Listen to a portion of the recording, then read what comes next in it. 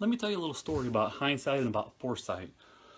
A few years ago, before I was self-employed, I was working in an e-commerce site. We were doing really, really good, and we were doing good because we ranked really high in Google. And then a Google update happened, and about overnight, we dropped about 40% in traffic. Revenue followed accordingly.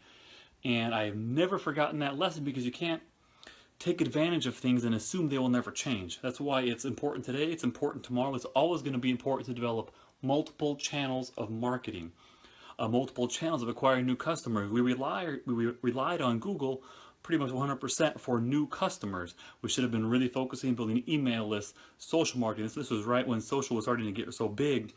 Focus on social, on email, on cell phone marketing, SMS, all that. We should have been focusing on that the whole time, and we didn't. And it didn't make the company come apart, but we took a serious hit, and that helped spur me to choose to go on my own. So it's a very serious lesson that I have never forgotten, and I implore you, I ask you, I beg you, never forget that lesson. If you only have one way to get in new customers, that is a tricky recipe that might blow up right in your face. You've got to look into multiple ways to acquire new customers, and even when things are good, that's when you have to reinvest more to acquire new customers and to solidify those revenue streams. When times are good, that's when you have money to spend to look into new ways. Always be diversifying. You can't afford to pass up chances for new customers.